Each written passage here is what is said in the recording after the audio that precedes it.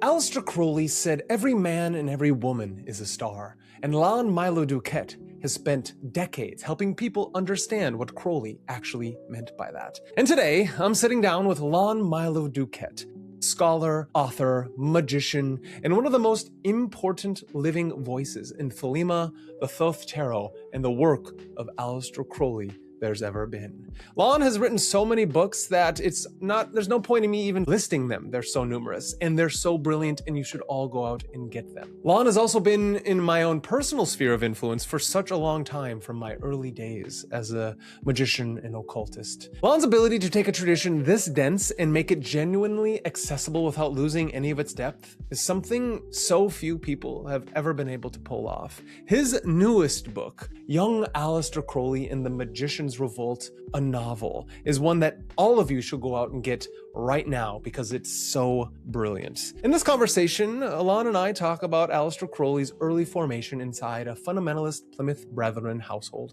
and why his path led towards self-realization rather than away from his upbringing. We get into the Golden Dawn Revolt and what it actually meant to walk into that situation as a young initiate.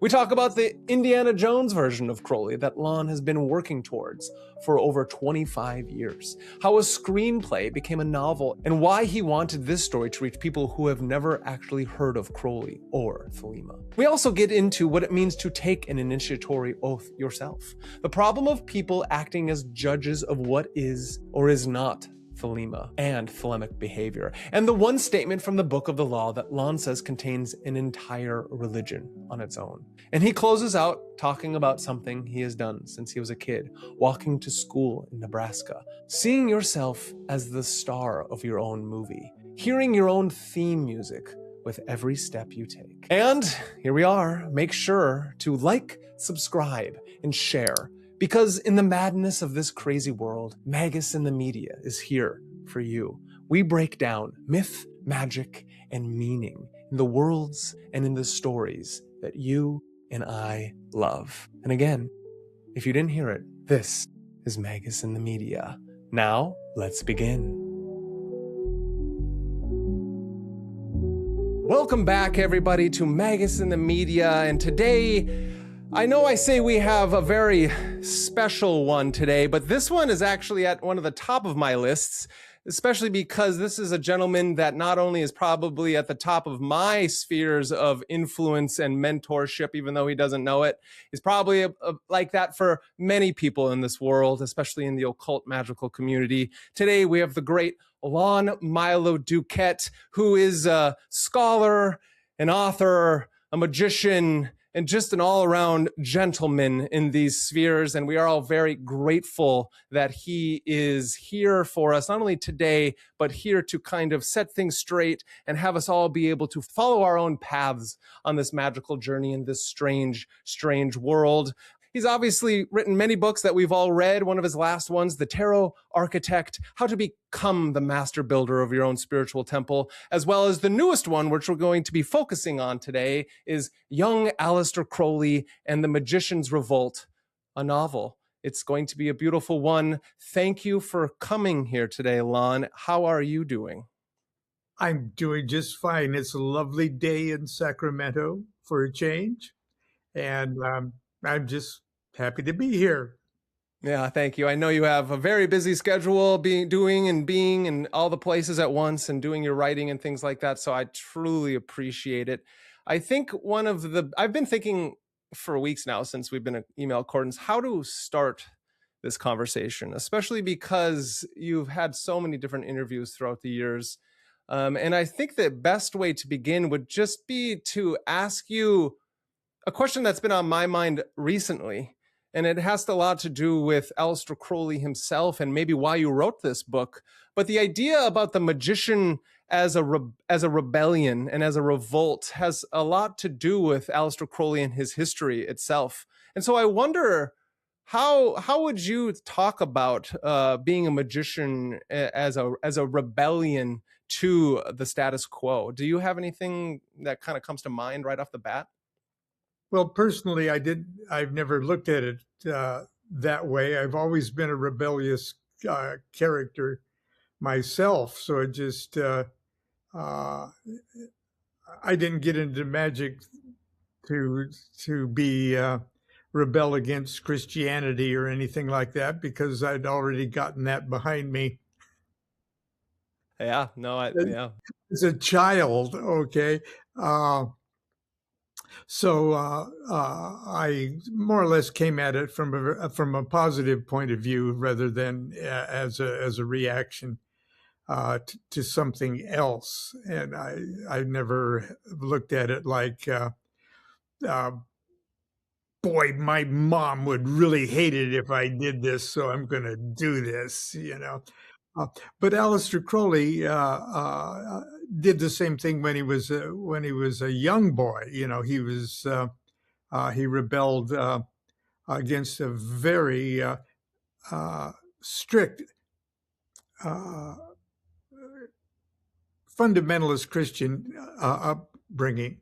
As a matter of fact, what we view of today as evangelical Christianity really only got its start about the time Crowley's parents were getting into the Darbyite sort of the Plymouth Brethren kind of thing, the idea of the end of the world, and all of that was always in the background, but the idea of sort of like the rapture and end times events and the view of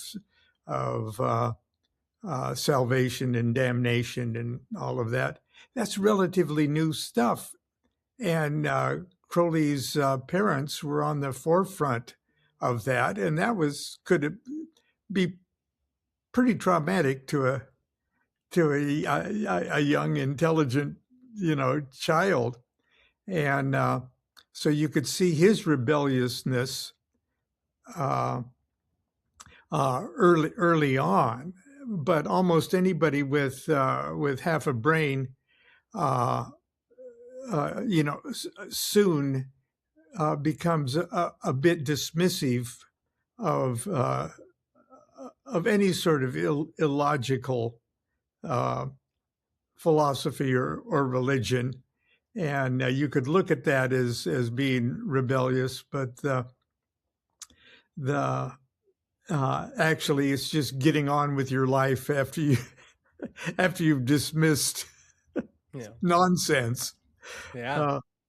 Now the name of the book is The Magician's Revolt, but that's in reference to a specific chapter in young Aleister Crowley's life, and that was he joined the Golden Dawn right at the time that the Golden Dawn members were revolting against the Golden Dawn leadership, and Crowley just joined at the perfect time to be right in the middle of all of that. And it was a very colorful time because there were real life celebrities of the day involved, William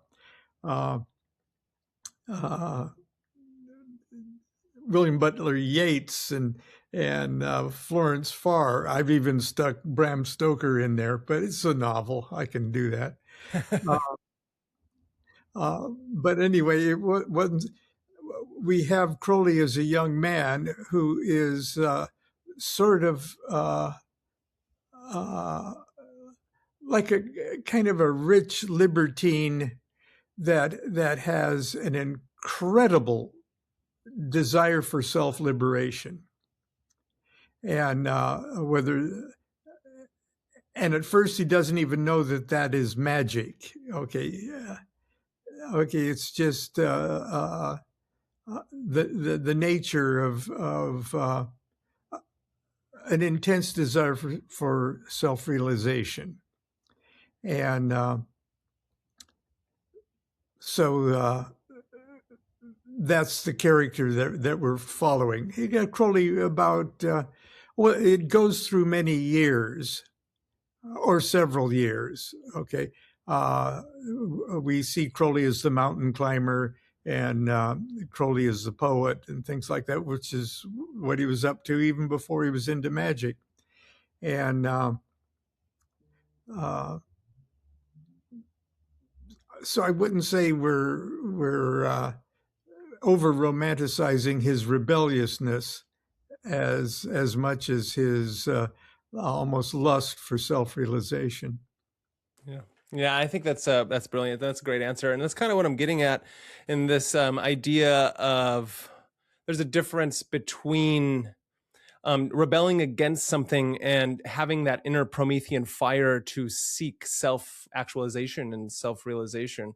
In that, a lot of times they get kind of swapped instead of really understanding that we're not, I think that like the religious structures and dogmas have their place in our nervous system and our consciousness, and that once we understand, maybe we can look past them or understand their place is when we can get into the more esoteric spheres of things. And it seems like Crowley himself, with the, like, as you laid it down with his family, is that he almost saw, he had a very traumatic in his own right upbringing with that kind of more strict Plymouth Brethren and stuff like that. And so in doing so, he wanted to then learn all the differences from like the classical literature areas, and when he was going to college, and then become a great poet. And then all of a sudden he was stuck in between a madhouse when he was inducted into the Golden Dawn. You know what I mean? Yeah. It's funny, but I see that Crowley actually wasn't trying to completely throw the Christian baby. He wasn't trying to throw the baby Jesus out with the bathwater. Yeah, exactly. Because if you see how the progress of his illumination took place, he was seizing on the wonderful, transcendent, mystical truths behind the Christian experience, and it affected him a great deal, especially in the wording of his received scripture, if you want to say. The holy books of Thelema are just filled with that imagery, and the universality of all of the world's religions that were known to him at the time. He had this marvelous way of cherry picking the very best of everything that he came in contact with, and then gave it a new slant based on just a slightly tweaked formula of one's own self identity as a spiritual being. So, but the kind of the reason I wrote the book, and I wrote the book with the help of a filmmaker, filmmaker, Jim Brakowski. He many years ago, it's now over 25 years ago, he asked if I'd be interested in just he'd pay me. Okay, it was a work for hire, and I've always been hungry to write a script, a fantasy story about Aleister Crowley, and he didn't want a biography. Didn't want really true history or anything too serious. He wanted Aleister Crowley as to be a main character in a episode of his life, but totally fictionalized. Okay, like a fantasy. It'd be like I use the example of the Raiders of the Lost Ark and Indiana Jones. Okay, it's a wonderful movie, Mm-hmm. rollicking movie. Indiana Jones is a wonderful character. We're interested in him. We look forward to the sequel and the sequel and everything else. What if we would find out that Indiana Jones, that there really was an Indiana Jones? Okay, and that he was a college professor, and he did go off on all of these things, and he did meet with all of these heads of state and important people. Okay, and he did fight the Nazis, and he did he did do all that stuff, but in the normal sequence of human events, and not in the movie. Okay, his life was even more interesting than the movie, but in a sense it was more boring. Right. Okay, than the movie, but more important because it actually happened. That's what I wanted to do with Aleister Crowley. He was one of the most amazing characters of the 20th century, and the perfect hero anti-hero. Okay, a flawed human character with almost superhuman intellect and drive and energy and genius. Okay, and so he's not known to, say, the readers of young adult fiction. Okay, young adult fiction market. Yeah. A wonderful market, a fresh market. If they've even heard of Aleister Crowley, they couldn't give 2 cents worth for the story or anything else.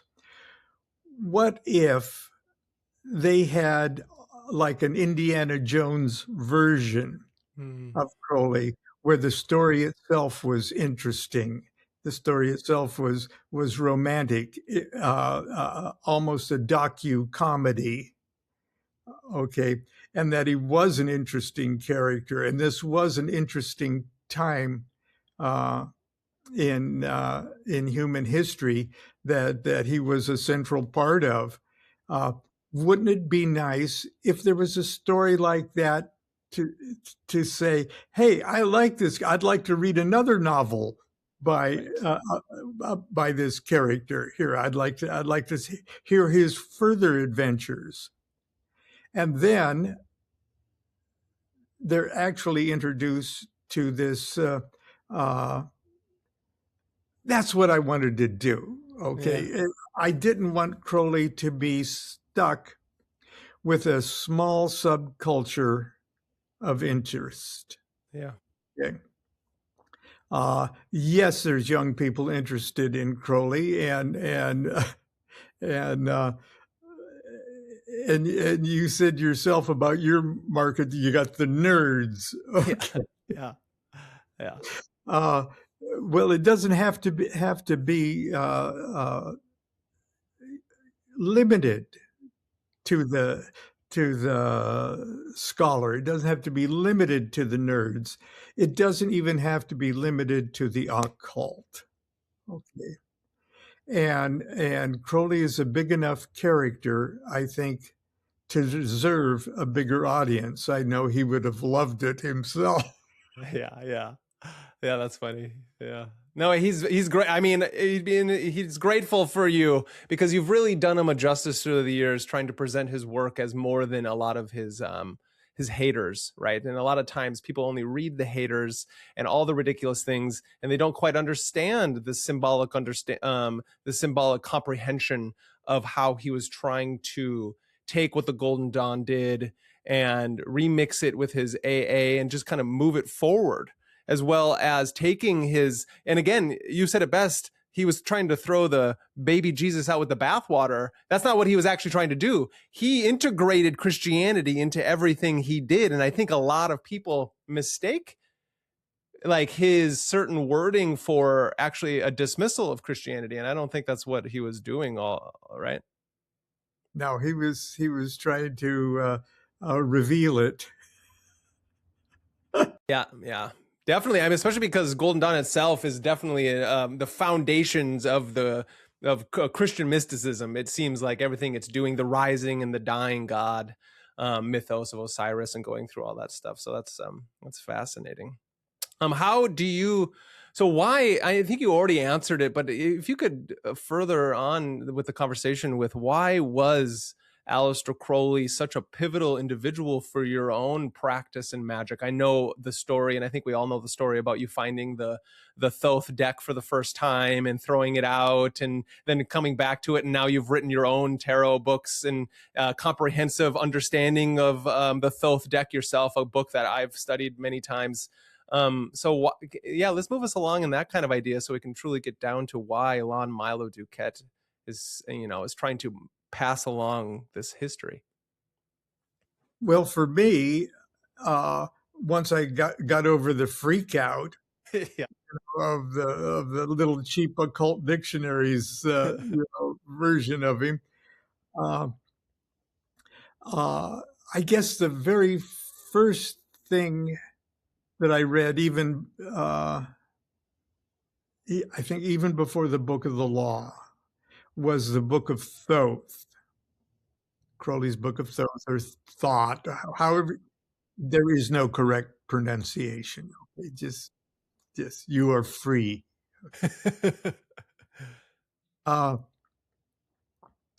And of course, 99.99% of Crowley's Book of Thoth just went way, because the first thing I was reading, I was, whoa, But I knew one thing from reading it, and I knew that he wasn't what that cheap little occult dictionary said he was, okay?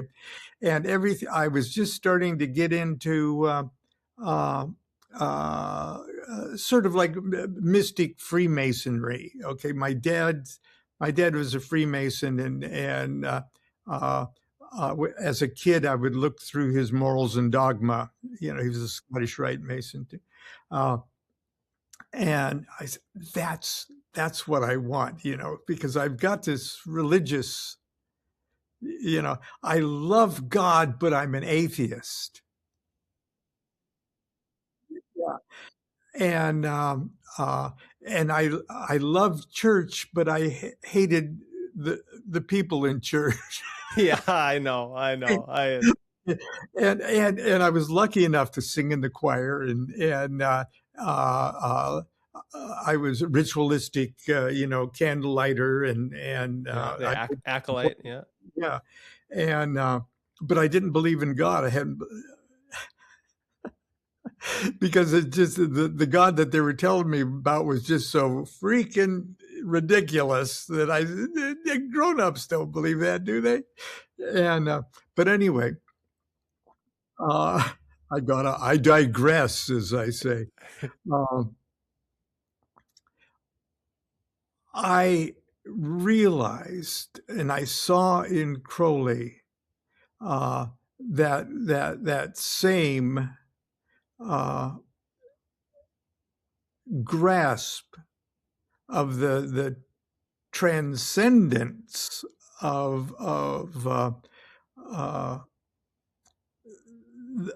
the normal religious experience. Okay, literally, I was an atheist who was a religious fanatic for God. Okay, because I couldn't find the God that was big enough to be God. And all the while, I talk about, I had crib memories and crib thoughts because I was confined. I wasn't allowed to walk for a few years when I was really young because of a bone disease, and I could just stare at the ceiling and contemplate my own existence. Okay, Yeah. even before I had words to match up with my thoughts, you know. And I sense that in Crowley without knowing very much about him at all. And I wanted to be a mystic Freemason like my dad. My dad wasn't a religious guy, but he was the most noble moral character, at least to the kids. Okay. Or in the years that he was with us. The most noble character, honest, had great integrity, and he was a Freemason. So I figured Freemasons are a pretty good thing. Okay. And then I was looking through all the mystic stuff that went with the Freemasons, and I went, okay, I want to be a mystic Freemason. So I joined the Rosicrucian Order, AMORC. Okay, thinking that was going to be it. And so that got me comfortable with the sort of Hermetic Kabbalistic structure behind Hermetic thought, anyway. And then when Crowley came, it was like that, only on steroids, without all the hang-ups. Yeah. And I said, I don't understand about 99% of what he's saying here from a scholarly point of view, because I'm not a well-educated person. And but what I do understand is that this guy is the best one of these that there is. I don't even know what that is. I don't know what he is, but he's the best one of those that ever was. And so, and I was lucky enough, you know, I'm not that smart. I'm not that, I have no ambition whatsoever. I'm lazy, but I'm lucky. And I was lucky to connect with people that actually, old people that lived and worked with Crowley. Okay. Mm-hmm. Before they all died. Mm-hmm. And they were the ones that immediately disabused me from everything the Crowley haters are upset about. Okay. Mm-hmm. Everything. And even the worst character shortcomings that Crowley had, like his spat with his secretary Israel Regardie in the 1920s, and Regardie said, "Look, you got to put it in perspective. You know, I was offended for years and years until I came to the conclusion that was nothing compared to Crowley's contribution." Okay. And most of that was because I was a brash young man. Right. Yeah. And so I was lucky enough to everything that the sensationalist papers or the sensationalist TV shows and stuff would say, "Oh, Crowley was so evil, and he did all of this, and he cheated women and everything else." Yeah, black magic and dark, sinister forces and all that. Yes. Yeah. Okay. As if Crowley needed to rebel against stupidity. Okay, he was beyond that by the time he was 18. But the haters aren't beyond that. Okay, and so so I've been very, very, very lucky, and I was lucky to not only be disabused of all of the nonsense of it, but have some real sort of initiated guidance into the his program and his works, and I was allowed to put all of that in my own personal perspective. So the wonderful thing about Thelema, if you don't demand a situation where somebody tells you what to think, if you can avoid that vice of needing someone to tell you what to think, and actually embrace that idea of do what thou wilt, and take the attitude, okay, what does this mean for me? Okay, I'm my own universe. Okay, you can take it the way you want. I need to take it the way I want. I need to be my own magician. Mm-hmm. I need to be my own Solomon. Yeah. I'm not connecting up. I can join all sorts of groups and things like that, because working with people sometimes is really a good thing.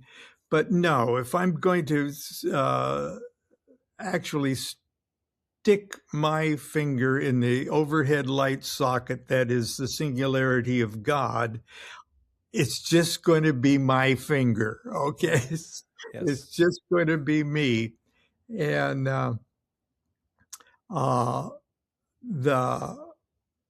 my involvement with Crowley and my study of Crowley, and it's still ongoing. I'm now completely blown away by his received documents, things that he that's called the Holy Books of Thelema.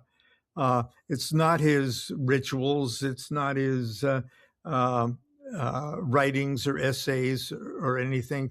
It's things he wrote in an altered state of consciousness at different levels of his what we would project on a tree of life, going from your head to Godhead. And those are so wonderful. And only he could do it that way because he was such a good poet, that when he was in those states, just the lyrics of it just poured out of him. Like if he had been a musician, it would have been Beethoven, you know. Yeah. And not that I ever expect that to happen to me. Okay, I'll spend 9 hours on a paragraph, okay, and he could just like that. Yeah. But I can see how my experience, my growth, my evolution parallels his experiences. And so I can see where I can identify with that, even though my songs are much funkier than his. Okay, they're the same theme. They're generally the same melody. But I digress. What was the question? Yeah, no, that was beautiful. No, that was good. Funny enough, I don't remember what the question was, but but you kind of hit on something that's really interesting to me, especially because I myself am a solo practitioner who I have a background in Chinese Kung Fu as well as mixed martial arts, and I do have a really I've had a great lineage and tradition, an authentic tradition that leads back to people, as well as in my philosophical learnings, I do also have a tradition through phenomenology and Thomistic and Platonism and things like that. And so it just comes, when it comes to the magical traditions, I myself don't, I've never been initiated into any of the schools or anything like that, and have kind of gone on my own practice and let life initiate me into these things. And I think my discipline comes from my other traditions. And I feel like a lot of people out there feel this way, and it's interesting to me, and I know we project onto these people how we feel, but Crowley himself kind of went away from the traditional route, and that is one of the reasons somebody like a William Butler Yeats seemed to dislike him so much, is because Yeats was a super traditionalist in how he wrote, and I love Yeats's work, but the idea of Crowley doing what he did and then publishing the Equinox workings and publishing the Golden Dawn stuff and then creating the AA, and then Israel Regardie goes and does the same thing, publishing the Big Black Brick, and I know a lot of people are upset with that in the more institutionalized magical communities. And so this is something that I've been wondering, and I think you're the perfect guy to ask it due to your own, head of certain things and whatnot. And so I wonder about, for somebody like myself, a solo practitioner, as well as many out there, what would you say to us about that? Like, I know myself how important a mentor and a teacher are, but also the same thing that kind of Crowley went along with is that there's a level of disillusionment that we get when you get too many heads, too many cooks in a kitchen, and then all of a sudden hierarchies start, and then it's almost like it can be damaging. Yeah, we're almost just generally speaking, humanity is growing out of that need for that in the old-fashioned way. The Thelemic aspect of it sort of accelerates that transition because it's so individual centered rather than hierarchical centered. And organizationally, there are certain things that an organization can provide that is still very helpful. And there is a certain amount of magical virtue in the disciplines of an art. Yep. Okay. But people are people, and people can be real jerks, know. Yeah. There'll always be people. And not only that, there's great people that have jerk natures every once in a while and act like jerks. Okay. So as long as you're dealing with people, you're going to be dealing with the jerks. But the point is, like in an initiatory organization, when you take an oath, you may think at the time you're taking an oath to the organization, to the hierophant that's giving you the oath. You're not. You're taking the oath to yourself. To your heart. Yeah. And by taking the oath to yourself, you're making the organization you. Mm-hmm. And if the organization is letting you down, it's because somehow you're allowing yourself to let yourself down. It's like if you're going to be offended that they've screwed with your organization. They've screwed with your order, okay? Because you can't, what you've willfully and magically taken upon yourself, they can't take that away from you. Nobody can, okay? Yeah. And not everybody can has the patience or is willing to put up with too much nonsense from other individuals. You wouldn't, but if you had a good job, you'd put up with a lot of stuff at work. Yeah. Forget enough of that disc. Yeah. That you might not otherwise, because especially if you're in a job that requires you to be a great artist within that job. Okay. I've known several people who were in major orchestral symphonic symphonies. Okay. First violinists and things like that. A symphony orchestra is full of jerks, okay, Oh, yeah. and crazy snobs and just it's a menagerie, okay. And if it wasn't for the biggest jerk of all, the conductor, that has to be the ultimate jerk and hold that all together, you wouldn't have an orchestra, okay. And it's all of these individual artists, and they're putting up with each other for the sake of the piece that they're playing, okay. And not everybody can sort of wrap their meat brains around, oh, you joined an organization,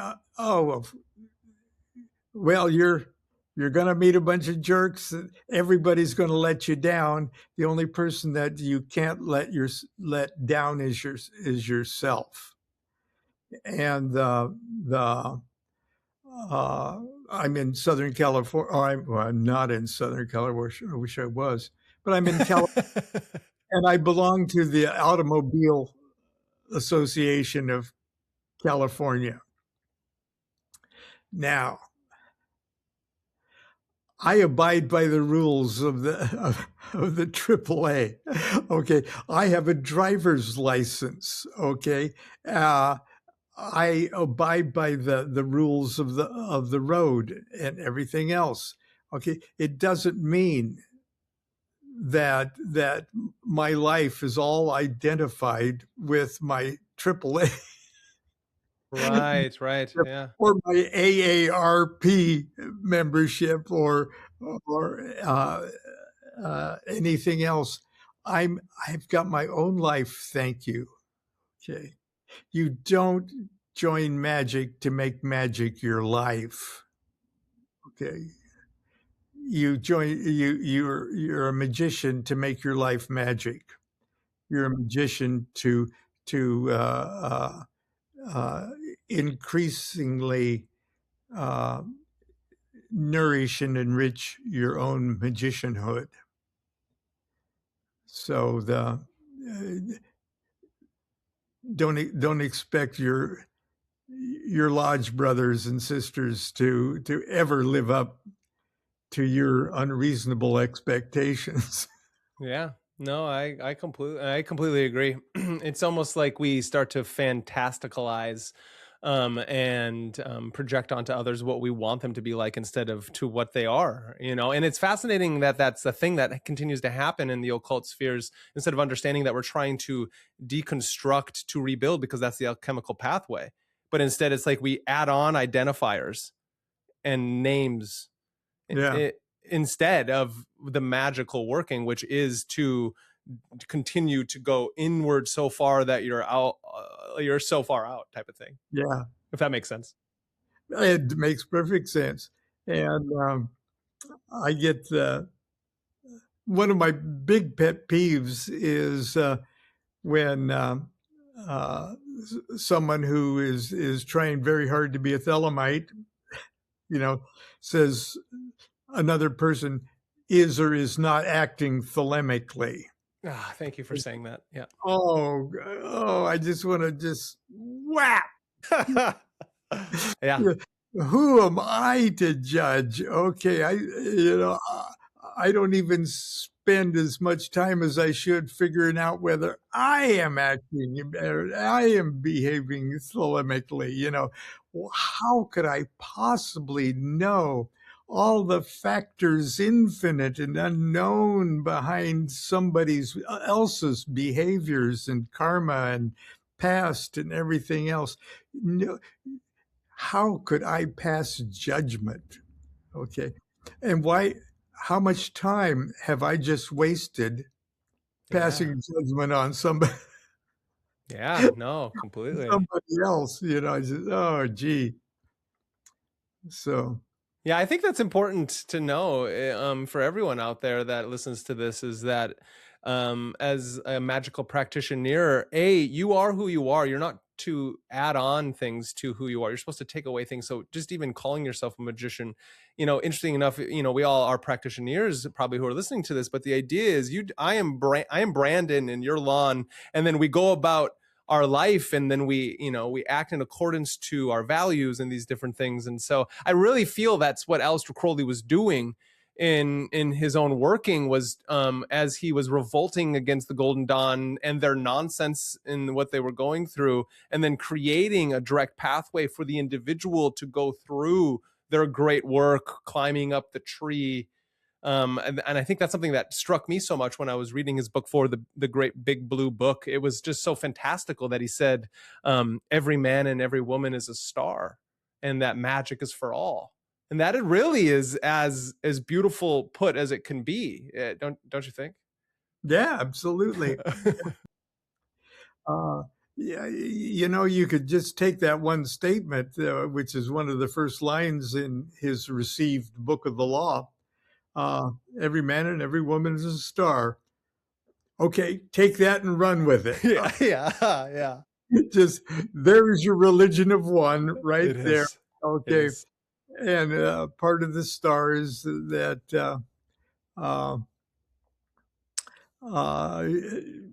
you have to be the light of the world yourself.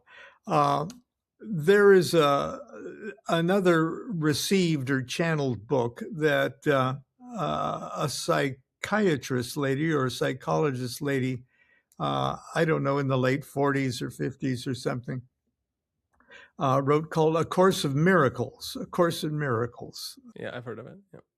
Yeah, it's people have avoided it, or magicians have avoided it, because just on the surface it seems so.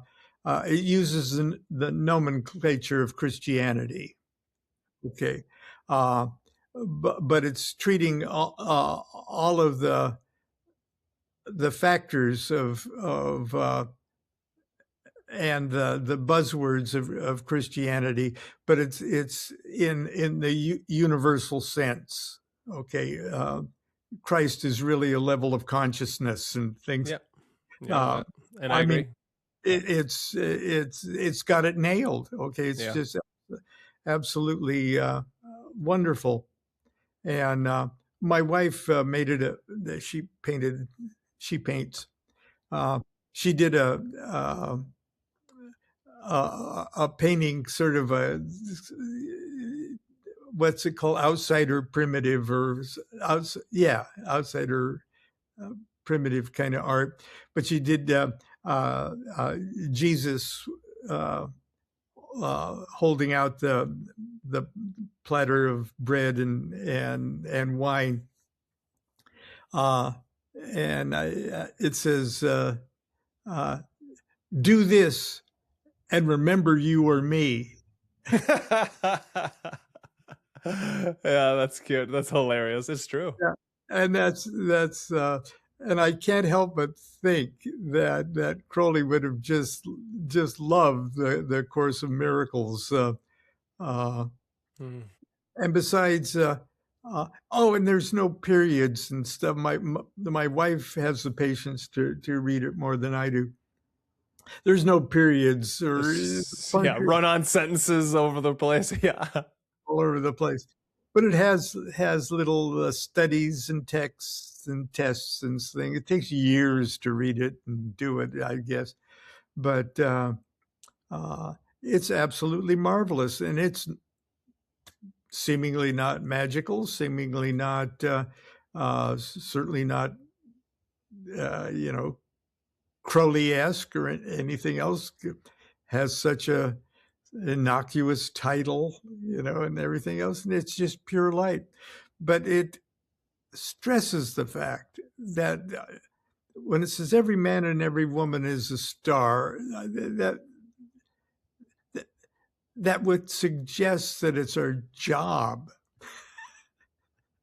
It's our job to be the light of the world. Yes. It's a singular, self-contained light source. And when in doubt about anything, any question that you might have about your behavior or self-identity or anything else, you have to sort of ask yourself, am I really being the light of the world when I'm acting like such a jerk? Yeah. Yeah, no, that's beautiful. No, I completely agree. And when it comes to this new book, I know you get into a lot of different things. It sounds like talking about how he he was part of and parcel of helping in World War II.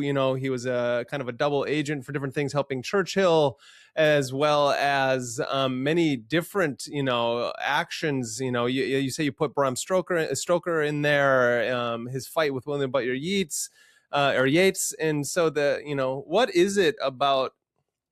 What would you say it is about Aleister Crowley that gives him such a big?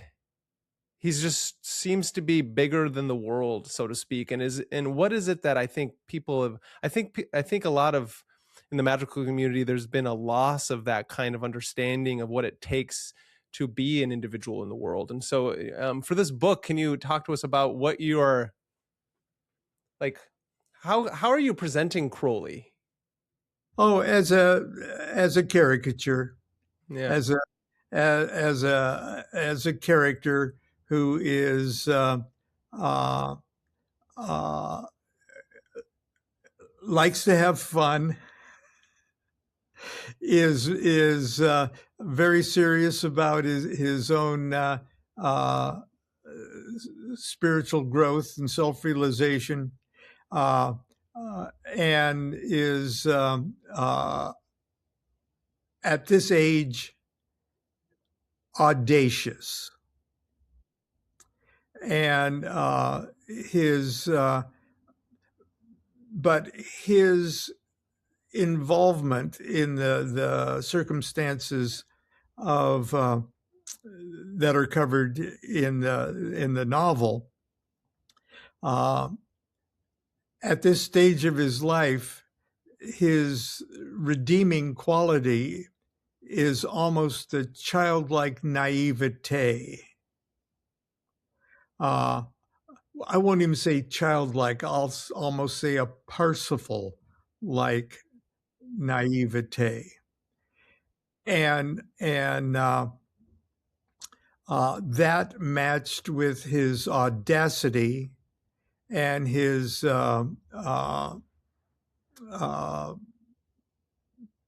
personal ethos.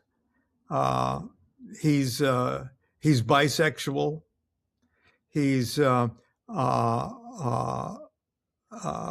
witty, comical, and almost blinded by his own lust for enlightenment, and in a sense, he's put in the middle of a bunch of individuals who are brilliant in their own rights and having their own difficulties, and they're up against the head of the Golden Dawn that's supposed to be their hierophant and everything else, has moved to Paris, right, and is withholding or is no longer connected. They've lost their link. And that's Mathers. So that's MacGregor Mathers. That's MacGregor Mathers. Yeah. And Moina, his wife. And I'm sure they were perfectly lovely people in real life, but in this book, they are the antagonists. Okay. And they're the heavies. And of course, Crowley and Mathers actually did have magical duels. Yeah, they did. Yeah, even went to court, right? Oh, they went to court. Yeah, and they were probably baptizing peas and things like that, and right, moving each other. But anyway, so the book is great fun. Okay, it's entertaining. I tell people they could probably read the book, put it in the bathroom, and they could probably read it in 3 bowel movements, Uh, but it's supposed to be fun, and uh, uh, it's supposed to show Crowley as the caricature of a very serious, true personality. And um, because it was originally done as a screenplay, it's sort of cinematic in how it unfolds. Uh, uh, as a matter of fact, the story is being dictated uh, shortly after Crowley's death by Mm. by somebody else, dictating to a screenwriter. So, Mm. yeah, it started as a screenplay. The screenplay was picked up by Dominion Films. The actor Alan Rickman uh, signed his letter of intent to play Crowley. He wanted to Wow. do it, yeah. Wow. Uh, and then, like most film projects, nothing ever Yes. happened to it. So 10 Yeah. years later, another film company that was in partnership with the UK Film Council wanted to do it, but everyone involved, or the principals involved, including the screenwriters, had to be British. Otherwise, they wouldn't get their matching funds. So, but they said if you novelize it, uh, uh, we can hire our own screenwriter to adapt your novel, and then we'll pay the novelist the points that a screenwriter would usually get. So all you have to do is turn your screenplay into a novel. Well, that was the first draft. I said okay. Uh, so we spent, I don't know how much time turning it into a novel, and just to get the ISBN number and okay, so that we didn't really release it to be sold or anything. And then there's a very good, here we go. And then nothing happened with that either. And Of course. It's awful. so just recently there's other interests that I don't want to jinx it now, Yeah. Yeah. to turn it into an episodic thing, like a 6-part miniseries. Oh, that'd be Uh, fantastic. so I went to work with Jim Brakowski again, and so we've got the pilot and 2 episodes in the can, and then we took the kind of the original, unreleased novel, and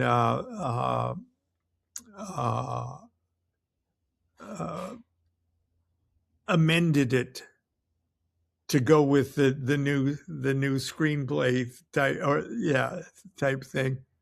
And then Weiser, my real publisher, thought, hey, if this is going to be turned into a mini series, we want the book, So I said, okay. So we went to work to make it a book again. Oh, that makes a lot of sense. That's funny. That's cool. Well, that's exciting. I would love to watch that, and as long as it gets, as long as it stays true to your real vision. And I think if anyone's there to, oh yeah, I know, right? I know. Yeah, it's better to be a realist, right? That's yeah. Yeah, but it was fun. But at least I'm proud of the book.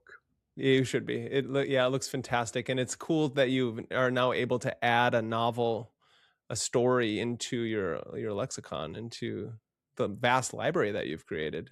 And again, I speak for, I think, everyone when I say that we are just so grateful that you have been here for us to help us understand such a vast subject and topics as these are out there. So thank you, Lon. My last question for you is going to be something that's really important to me, and that is how storytelling affects our life. Because storytelling was the number one way that I started to understand that life was magical. It was through not only the comic books as a child, the folklore, the Hobbit, all these things, Tolkien and Dune and all these great stories. But what I'm coming to understand is that our life seems to be more fiction than it is. Reality is more fiction than we ever want to believe it is. And I think Aleister Crowley's life truly shows us how fictitious in a real way it can be, as in it's always going to be wilder than we could ever imagine. And so for everyone out there, can you help us understand why is magic for all, and how come everyone is a star? And I know that's a vast topic, and I know it can be explained through your books, but I'd love to hear what you have to say. I used to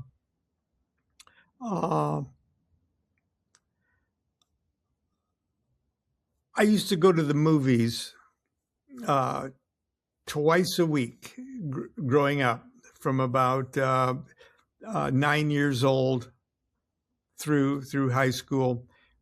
We had a theater that changed the movies on Sunday, so I could go on Saturday and Sunday and catch sometimes 4 movies when there was double features. Movies.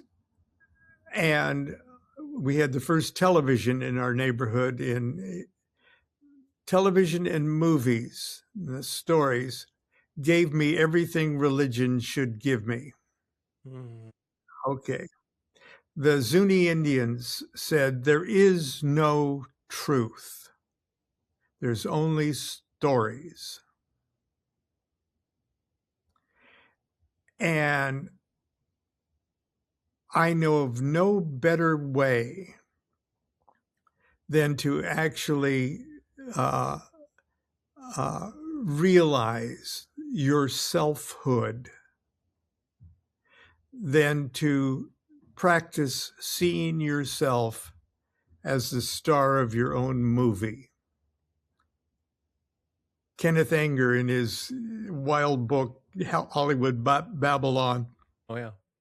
The opening frontispiece shows I think a silent movie orgy scene or something, and it says every man and every woman is a star on the thing. I used to walk. We moved to Nebraska when I was 7 from California, which was like going to hell. Okay. Yeah, of course. And I would walk to school, and I would see myself as the star of my own movie, because I knew how movies got you into the adventure. I love trailers, and I love the opening sequence of movies. And so I would pretend I'm not just going to school, okay, with those idiots, okay?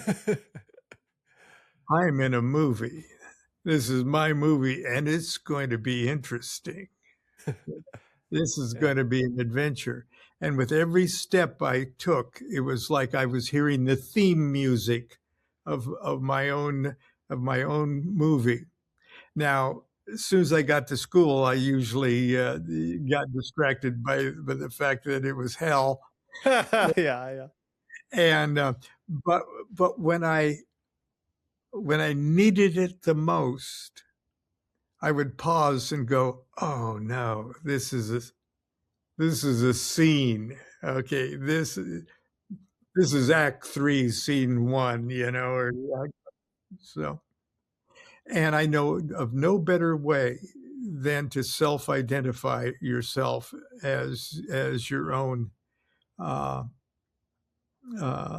star of your own movie, the center of your own galaxy. And I believe it or not, I'm working on a book of uncommon prayer. Oh, okay. Yeah, Awesome. I may never live to finish it, but but one of the things I say at the very opening of it, uh, that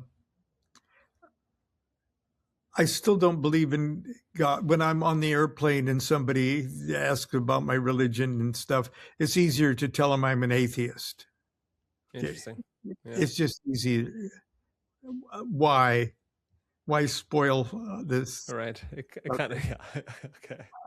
Uh, but because what they think of as God, how most people conceptualize God, I don't believe in that.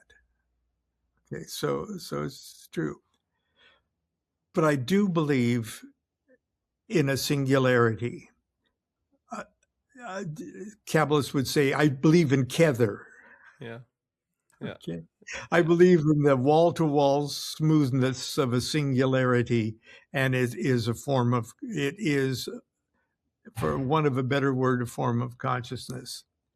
That's what I believe in. That's who I'm praying to, that wall-to-wall singularity.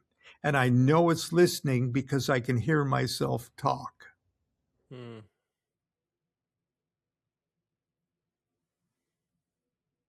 And if you can get to that point, that's when you know that the part of you that appears to be separate from that really isn't.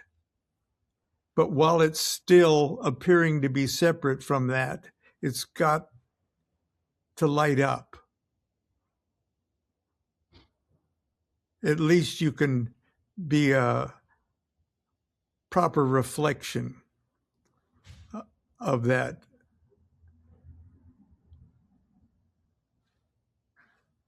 Or not. Yeah. Yeah. Or not. I agree. Yeah. Yeah. That's beautiful. Thanks, Lon.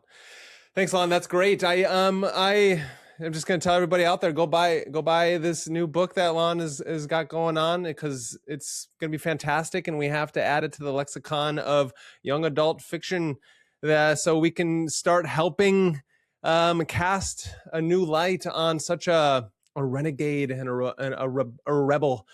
True, authentic, I would say. And that's kind of why I started this whole thing off by asking that question, is because I feel like there's become a lot of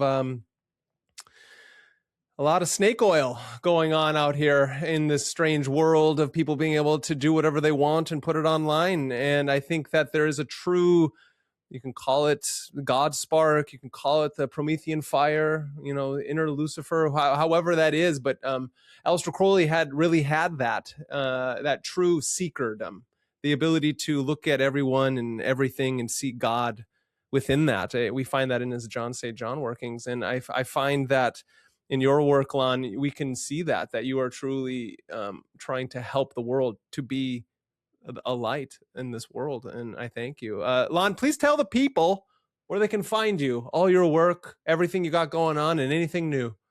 Oh, well, my website is just Lon Milo DuQuette.net, not .com, .net. Yes. But just Amazon, Google me, and I do a daily show on my Facebook page. And my Facebook page is also, or my shows on Facebook are on YouTube every day too, and Lon Milo Substack, and they're funky. Okay, I'm not slick. I'm not a slick guy. Okay, but they're every day, 7 days a week, Nice. and so if you're on Facebook, you tune me in live. Otherwise, just type my name in, go YouTube, and you'll find it. Beautiful. Well, thank you, Lon, for coming on and having this wonderful conversation with me. It truly means a lot. Everyone out there, please, yeah, like I said, go head over to all of Lon's things. Subscribe to his YouTube. Go check out the Facebook.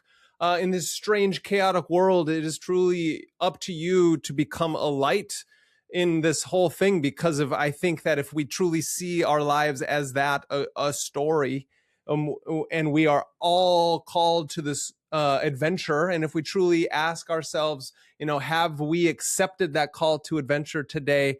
And if we are authentic with ourselves, we will see that we can answer yes or no truthfully. And upon doing so, there will be breadcrumbs on this, or there will be not. So again, subscribe, like, and share, because that's what we do here. We got to make sure that we bring the fire and bring the water and bring the air and bring the earth, because again, in this strange world, we must understand that if this is a story, then somebody's telling it, and it might as well be us. So again, thank you, Lon. I Thank appreciate it you. truly. And we will see you all next time. Have a good evening.